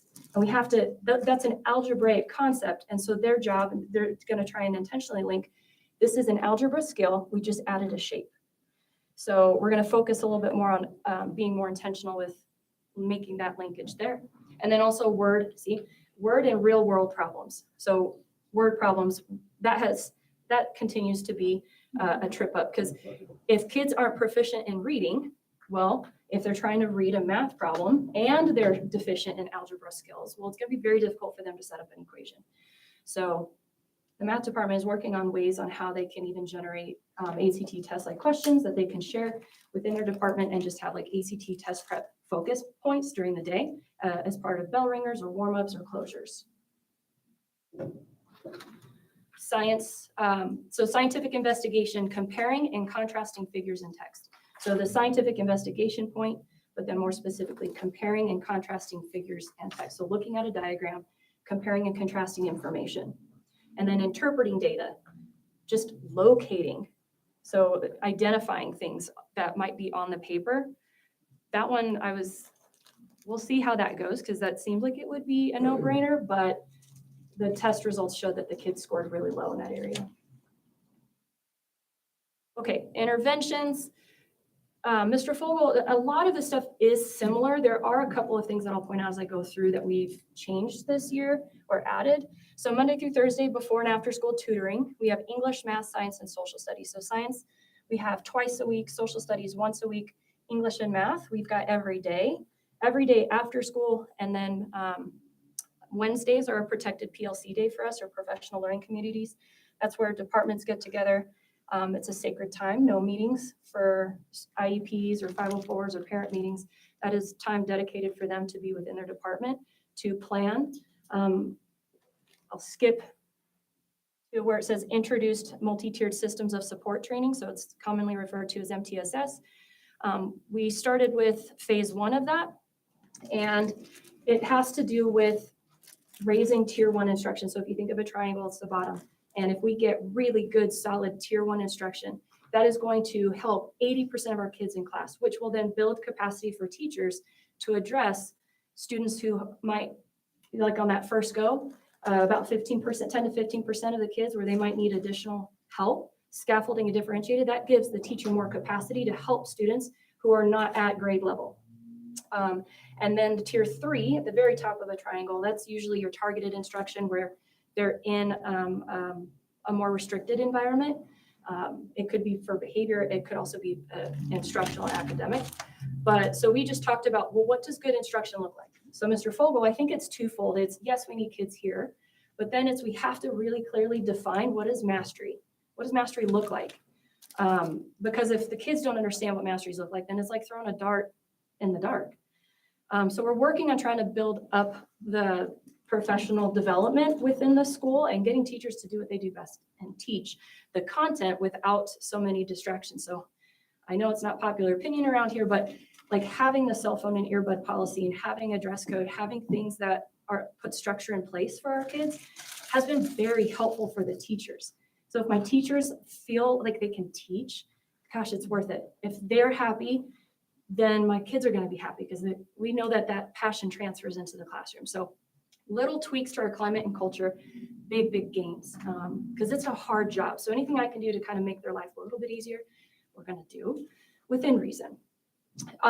3 additional trainings will be held. We have one coming up on October 20th. That's going to be on differentiated instruction and scaffolding, because those are 2 very different ideas. And so we'll dive into that a little bit more. We're going to do data on that day. So we've scheduled a training with Horizon. They're going to go over the data in detail with my teachers, teach them how to break it down, how to utilize it, access it. We did adjust some numbers in Algebra 1. We were able to look at it and add 2 sections. So Algebra 1 is that foundational level at the high school. So Algebra 1 is so important to develop those skills up through pre-calc or Algebra 2 that they're going to get at their junior level. So with smaller class sizes, it's more attainable. So we were able to add 2 sections. We dissolved 1 section of geometry, and that opened up space for us to have another teacher teach 2 additional sections of Algebra 1. Grade level meetings, we focus on standards. Department meetings, we focus on standards. So sometimes we'll switch it up on Wednesdays. That's a sacred day for professionals to get together. Could be at grade level, department. It's mostly been at department. We'll eventually get to grade level, but right now I need them to look at the data at their department level before they can meet within their grade level. We have an EL English teacher, Ms. Karate, which I think everybody knows. She's amazing. Talked to her just a couple days ago with Ms. Daniels, and we've hired an EL tutor. So she'll be coming in Tuesdays and Thursdays. She's going to provide services in the morning and afternoon, and then also our Friday tutoring. She also has helped out with professional development. Okay, I'll just kind of buzz through some of these. So if you had some questions, feel free to ask. Supplemental intervention. So they purchased some science and social studies textbooks in Spanish so we can make the content more accessible to our Spanish speakers. Math Excel is an online program that you can utilize in the classroom to help break down math concepts or get kids. You can create centers, have some kids working here while the teacher is working one-on-one with another student. Professional development, 3 instructional assistants to work with small groups. So we've got Diana with EL, we've got Ms. Karate, and we also have Daryl right now has been doing a lot for us at the special ed level. And then we've just got instructional coaches in general. Helen is at the high school, which I'm really grateful for. So part-time, she's there every day for 3 periods, trying to help some of our teachers.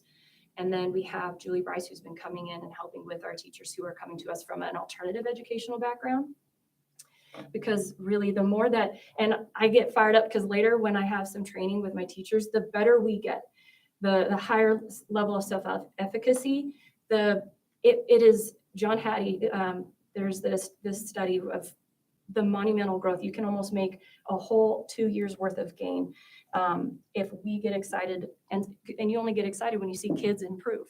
And so trying to develop the teacher so that they can then go back to the classroom and see the results themselves, that there's magic in that. And so we're getting there, biting one little nibble at a time.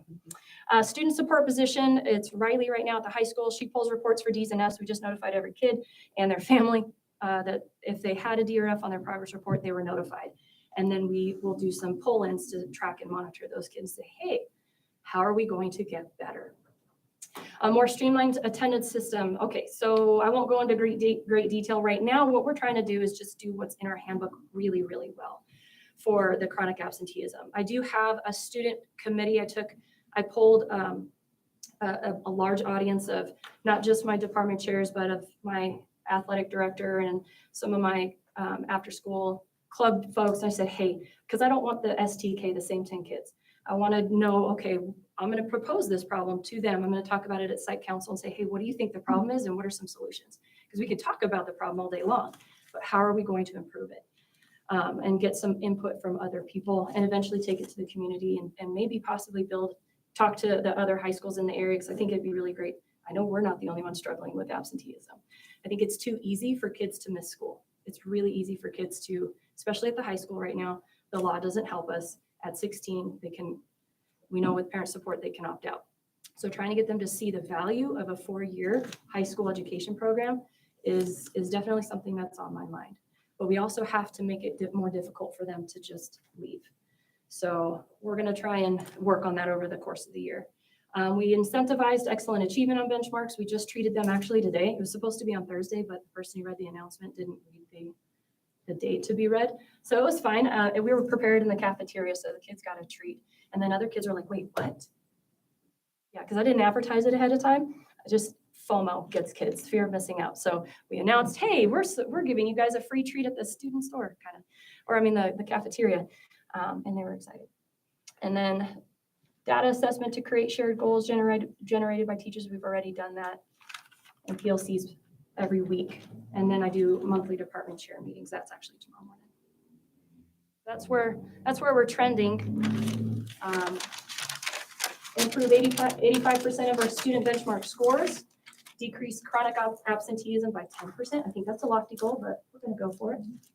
Student data sharing, so able to see the results. Our goal is to get the test results to the kids and show them and do a little bit of a better job of revealing what it is that they get an instant test score, but what does that mean?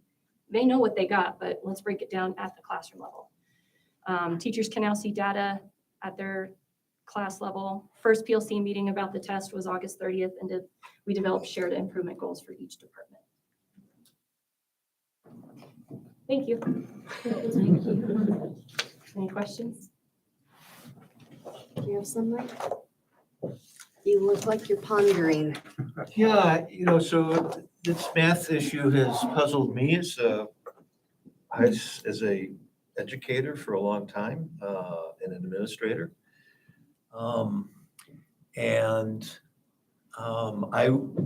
I guess I want to comment similarly to what Ms.